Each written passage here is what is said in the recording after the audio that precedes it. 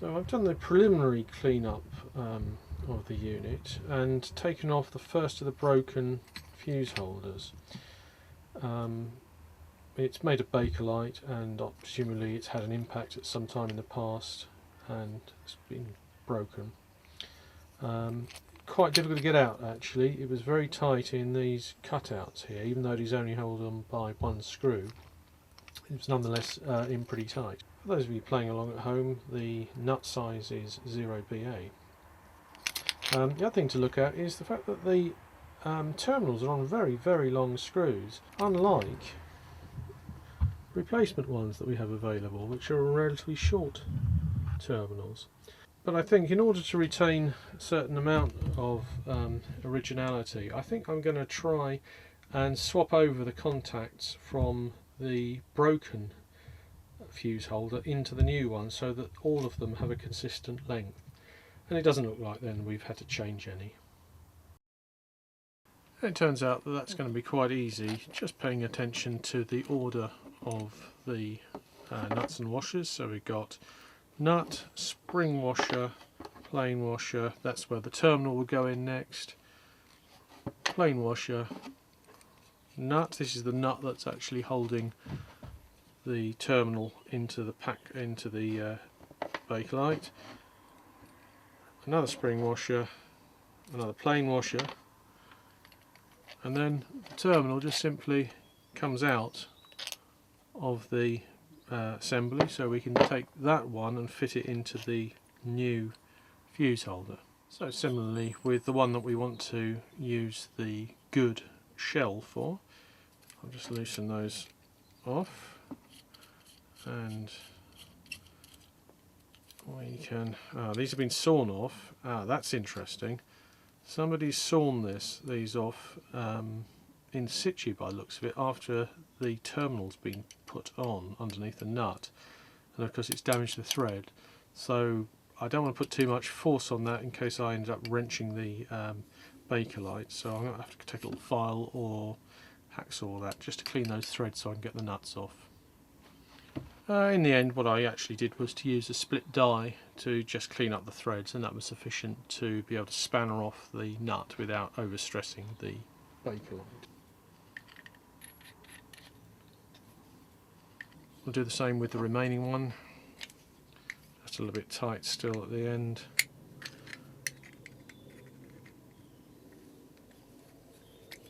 Now we can just do it by hand.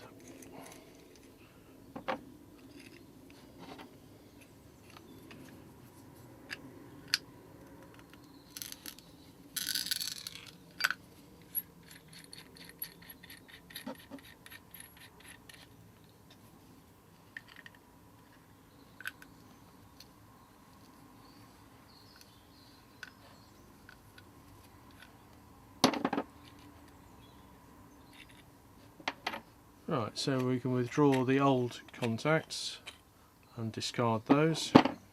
Right, get a little bit of money for them scrap maybe, or we might just put them back in the best of these can go back in this so-called spare charger. I'll also take out the original screw that was holding this in place, because that's been chewed up and there's a better one in the other fuse holder. So now we can simply refit the contact in here, and it will only go in one way, so there's no mistake possible there. These have been used, and I think it's just worth a little bit of effort cleaning those up. So we'll use the brass brush for this one. I'm just going to run it backwards and forwards a few times just to remove a little bit of tarnishing that I can see on the contacts.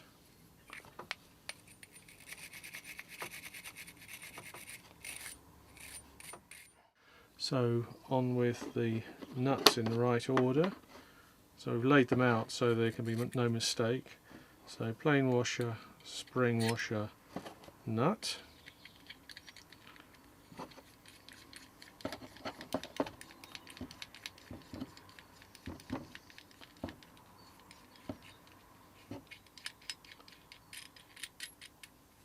Obviously we're having the contacts this long, you could argue is a safety issue, because this is all exposed live mains metalwork here.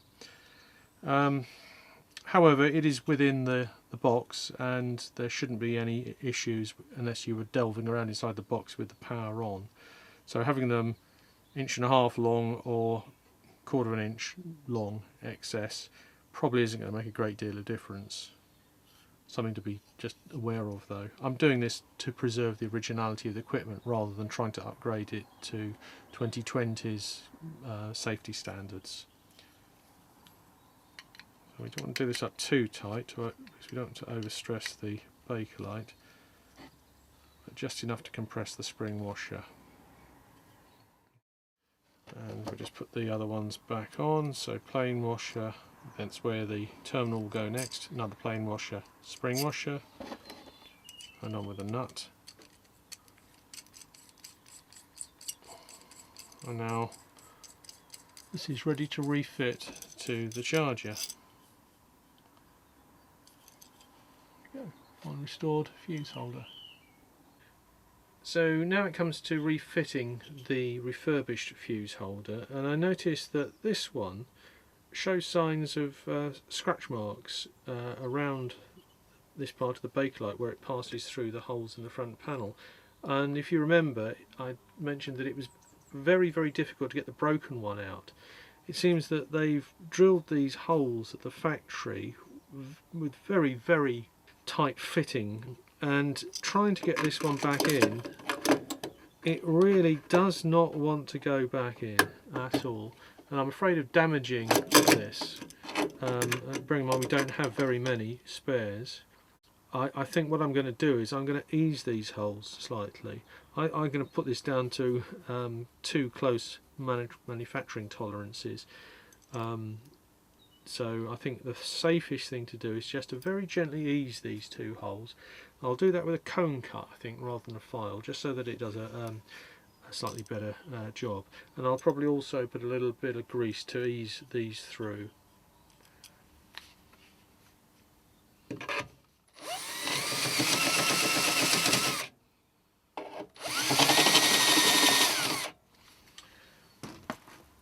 Right, I've just eased those with the cone cut. It turns out that the holes weren't really round after all. They've obviously filed these when they couldn't quite get them to fit during manufacture, and just basically shoved the fuse holder in any old how, which doesn't help really. Right, I obviously have to hoover out any little bits of swarf that have gone inside. It wasn't very much that I've taken off, but nonetheless that'll need to be cleaned out to prevent any future problems.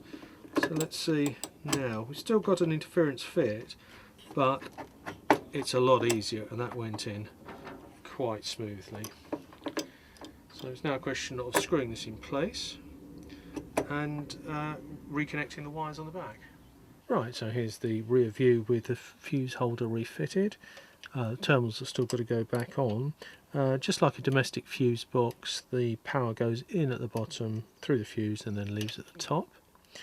So we just need to finish the job that we started. So off with the nut, the spring washer, and the first plain washer. On with the terminal, plain washer, spring washer, nut. There we go.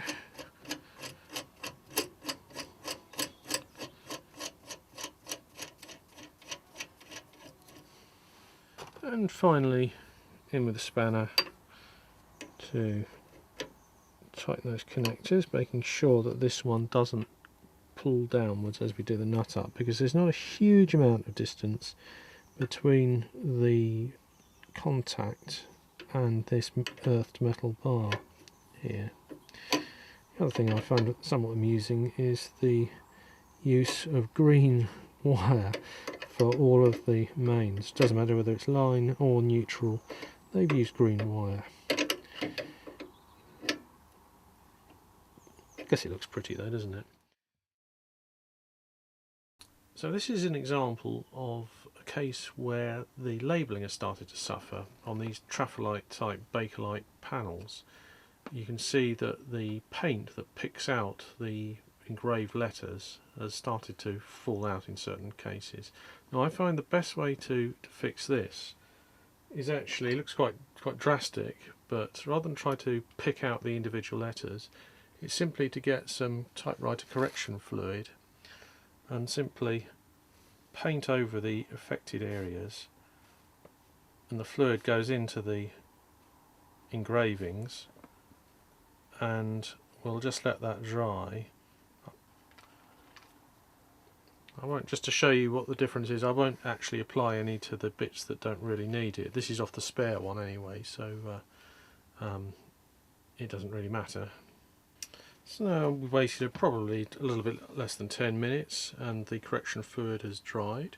So the technique here is to gently take a craft knife blade, and without gouging into the surface of the actual label itself, which would not be a good thing, is to gently flake off the top layer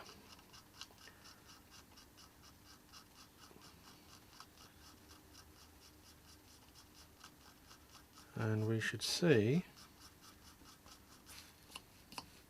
a nice clearly defined label start to emerge.